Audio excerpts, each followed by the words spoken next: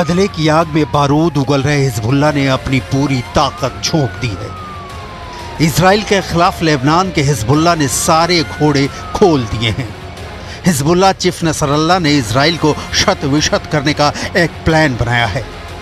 Plan की detail आपको आगे दिखाएंगे। अभी हिजबुल्लाह के इजराइल पर ताजा हमले की रिपोर्ट। नसरल्लाह ने तैयार किया इजराइल पर अटैक का प्लान नंबर 36। हिजबुल्लाह कमांडो को स्पेशल ऑपरेशन का ऑर्डर। 50,000 लड़ाकों को इजराइल बॉर्डर पर जाने का कटा परवाना। नसरल्लाह ने बेरूत के बीच चौराहे पर खाई इजराइल को नेस्तो नाबूद करने की कसम।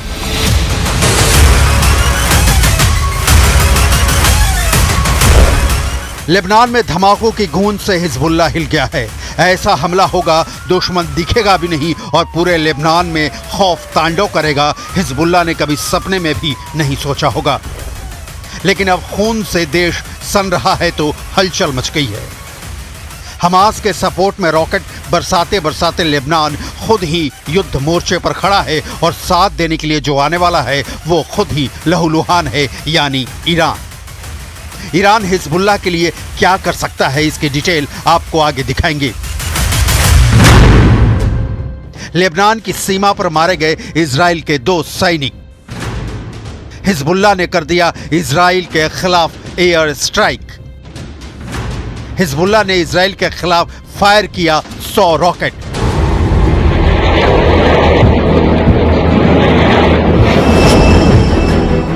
हिजबुल्लाह जख्मी हुए मारे गए अपने लड़ाकों की मौत के बाद अब क्या करने वाला है, ये सवाल इसलिए क्योंकि पूरी दुनिया इस आशंका में जी रही है कि क्या इजराइल लेबनान का युद्ध पक्का है। घोषित युद्ध के बहुत पहले हिजबुल्लाह और इजराइल के बीच मिसाइल और रॉकेटों का हमला कभी बंद नहीं हुआ। लेकिन इजराइल वाले साइबर अटैक के बाद लाउड एंड क्लियर हो चुका है कि नेतन्याहू के प्लान में जो 3H यानी हुथी, हमास और हिजबुल्लाह हैं, उनमें से हमास के बाद हिजबुल्लाह का नंबर आ गया है।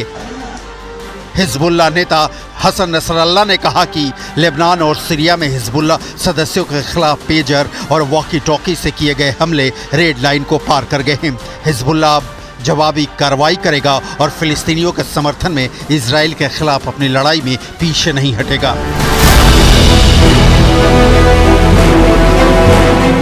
हिजबुल्लाह दक्षिणी लेबनान में 1000 से ज्यादा रॉकेट लॉन्चर्स को दागने के लिए तैयार बैठा था, लेकिन ठीक उससे पहले इजराइल का घातक रिएक्शन आया। इजरायली एयरफोर्स ने एयर स्ट्राइक शुरू कर दिया। सवाल वही कि नसरल्लाह कैसे लेगा इजराइल से बदला, क्योंकि इजराइल कोई दाल भात का कौर नहीं है कि उठाया और गपक लिया। हिजबुल्लाह जैसे संगठनों से लड़ने के लिए इजराइल ने वर्षों से संसाधन जुटा रखे हैं, हथियारों का जखीरा जमा कर रखा है। लिहाजा ये समझना बहुत जरूरी है कि इजराइल लेबनान के बीच का शक्ति संतुलन क्या है। हिजबुल्लाह चीफ नसरल्लाह ने धमकी दी है कि ना मैं समय बताऊंगा, ना तरीका, ना ही जगह। इजराइल को इन हमलों की भारी कीमत चुकानी पड़ेगी। इन हमलों से हिजबुल्लाह के लड़ाके डरने वाले नहीं है। हम अपनी मुहिम जारी रखेंगे। इसके बाद इजराइल ने कोई कोर कसर नहीं छोड़ी। फाइटर जेट्स को स्क्रैम्बल किया और लेबनान की धरती पर आग बरसा दी।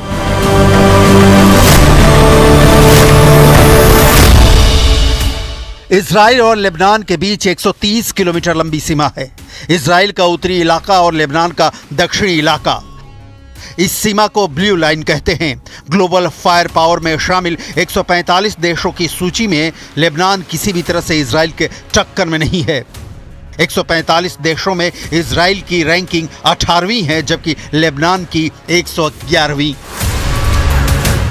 कहीं कोई समानता नहीं है।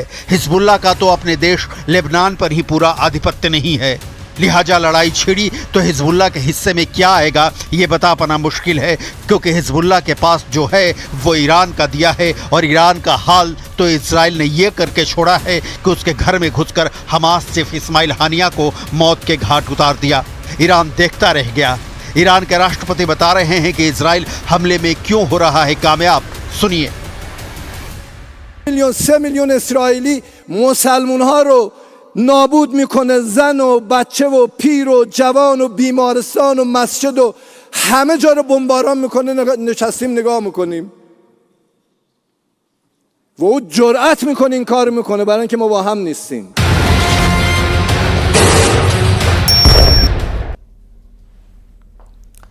तो ईरान हो, यमन के हूथी हो, तुर्की हो, सीरिया हो, मिस्र हो या जॉर्डन, हिजबुल्लाह को इजराइल की मार से बचाने की ताकत इस वक्त किसी में नहीं है, क्योंकि इजराइल ने मोरल ग्राउंड बना रखा है कि हिजबुल्लाह इजराइल के अस्तित्व के लिए चुनौती है और इस ग्राउंड पर अमेरिका इजराइल के साथ खड़ा है।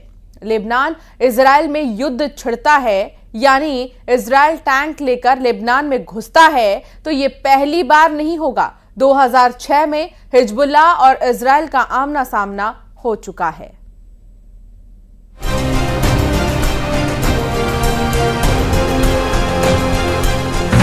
2004 में हुए सैनिकों की अदला बदली में अपने 2 साथियों को नहीं छोड़ने के बाद 2006 में हिजबुल्लाह ने 2 इजरायली सैनिकों को उठा लिया और उससे बदले में अपने 3 साथियों को रिहा करने की मांग की। इस मांग को इजराइल ने अपनी बेइज्जती माना। इसके बाद इजराइल ने लेबनान में हवाई हमले किए और लेबनान के खिलाफ युद्ध छेड़ दिया। इसके बाद हिजबुल्लाह ने इजरायली सैनिकों इलाकों को अपनी मिसाइलों से निशाना बनाया, जिन्हें इजरायली डिफेंस सिस्टम डिटेक्ट करने में असमर्थ था। इस युद्ध के दौरान इजराइल अरबों डॉलर खर्च करने के बाद भी कोई सफलता हासिल नहीं कर सका। दुनिया की सबसे मजबूत टैंक कही जाने वाली टैंक को भी हिजबुल्लाह ने नष्ट कर दिया और 3 हेलीकॉप्टरों, 20 टैंकों और 1 लड़ाकू पोत को नष्ट कर दिया।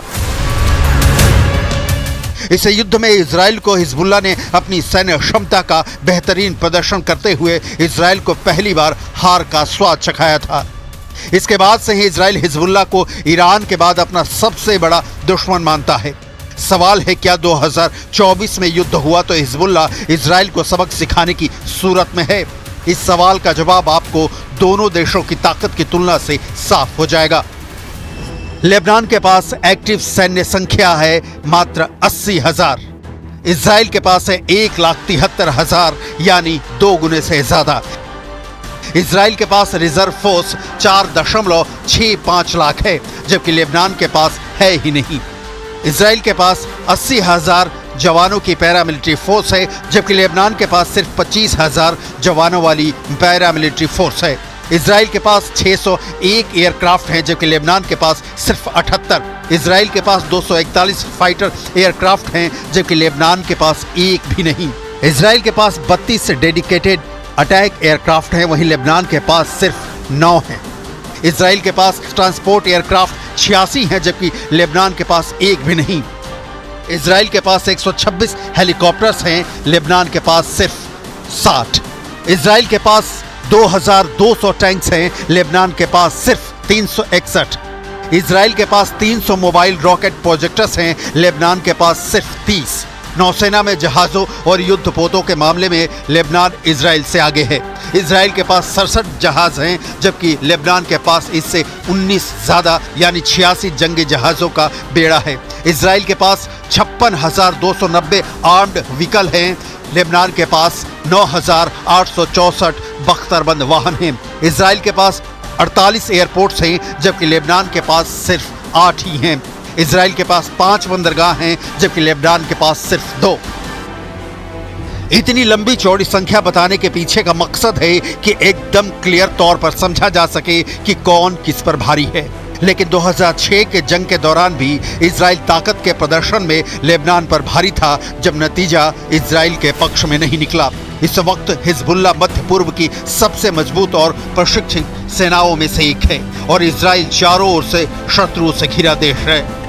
नेतन्याहू की दिमाग में यह भी साफ है कि 2006 के बाद हिजबुल्लाह से बदला पूरा करने का यही वक्त है, लेकिन इस बदले की चाहत में दोनों ओर से होने वाली मौतों की तादाद कितनी होगी ये बता पाना मुश्किल है। लेबनान में 17-18 सितंबर को पेजर और वॉकी टाकी में धमाके हुए थे। इनमें 37 लोगों की मौत हो गई थी और 2,300 से ज्यादा लोग घायल हुए थे। हिजबुल्लाह ने इन हमलों के लिए इजराइल को जिम्मेदार ठहराया है।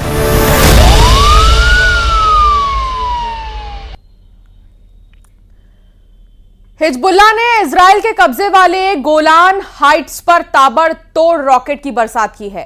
रॉकेट अटैक के बाद गोलान हाइट्स के जंगलों में भीषण आग लग गई है।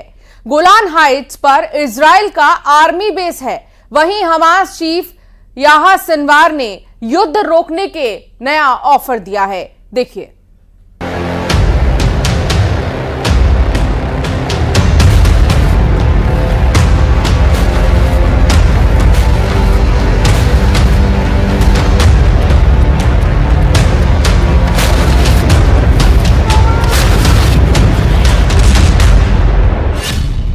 इजराइल में फटेगा सिनवार का इनसाइड बम। नेतन्याहू को खामनेई ने दिया अल्टीमेटम। राजदूत की आंख के बदले आईडीएफ चीफ को फोड़ेगा ईरान। हिजबुल्लाह को पेजर और वॉकी टॉकी ब्लास्ट से टहलाने वाले इजराइल को तेहरान से क्लियर मैसेज मिला है। ईरान अपने राजदूत की आंख का बदला इजराइल के आर्मी चीफ से लेने का ऐलान कर चुका है। लेबनान में हुए इजराइल के हमले में ईरान के राजदूत मुज्तबा अमानी को गंभीर चोट आई है, जिसके बाद से ईरान बौखलाया हुआ है और हमास चीफ को सुरंग से बाहर निकालने का प्लान बना रहा है। हमास चीफ यानी याह्या सिनवार नेतन्याहू का दुश्मन नंबर 1, इजराइल का अगला शिकार। जो चाहे कहिए, मगर यही एक चेहरा है जिसने खाड़ी के बारूदी बैटल ग्राउंड में हर चाल अपने हिसाब से चली और अब तक नेतन्याहू को छका रहा है। इजराइल के जंगी जेट हमास चीफ का कुछ नहीं बिगाड़ पाए हैं। नेतन्याहू की मिसाइलें सिनवार की सुरंग को तोड़ नहीं पाई हैं। आईडीएफ के कमांडो सिनवार की झलक भी नहीं देख पाए हैं। हमास का सुप्रीम लीडर याह्या सिनवार अब युद्ध में अपनी मन मुताबिक शर्तें लगाकर नेतन्याहू को सरेंडर करवाने का प्लान बना चुका है।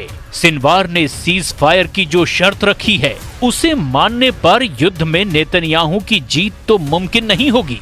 इजराइल मीडिया की रिपोर्ट में दावा किया गया है कि याह्या सिनवार ने इजराइल के आगे शर्त रखी है कि उसे और उसके गुर्गों की जान के बदले वो सभी इजरायली बंधकों को रिहा करने के लिए तैयार है। सिनवार ने इजराइल की जेल में बंद कई हमास कमांडरों को किसी तीसरे देश में शरण लेने की भी शर्त लगाई है। सिनवार ने नेतन्याहू को सीज फायर का ये ऑफर जान जाने के खौफ में दिया है। इसकी असली वजह आईडीएफ मेजर जनरल डैन गोल्डफस बताए जा रहे हैं, जिन्होंने हमास के टनल नेटवर्क की सभी परतें खोल डाली हैं।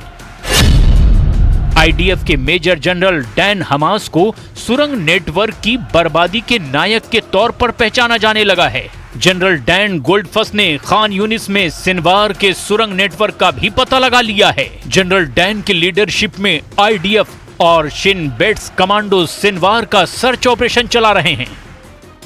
आईडीएफ के सुपर फाइटर जनरल डैन ने याह्या सिनवार के होश उड़ा रखे हैं। मौत के डर से सिनवार युद्ध विराम के नए नए पैंतरे आजमा रहा है। वहीं हमास चीफ के नए ऑफर के साथ ही अब इजराइल ने गाजा में जोरदार हमला शुरू कर दिया है। वेस्ट बैंक में आईडीएफ ने हमास के टॉप कमांडर को मार गिराने का दावा किया है। आईडीएफ और शिन बेट्स ने जॉइंट ऑपरेशन में हमास के कई लड़ाकों का सफाया कर दिया है। वेस्ट बैंक में आईडीएफ ने हमास के टॉप कमांडर शदी ज़कारनेह के साथ 7 लड़ाकों को मार गिराया है। कबातिया में आईडीएफ ने ज़कारनेह पर हमले में फाइटर ड्रोन, बुलडोजर और जंगी जेट का इस्तेमाल किया है।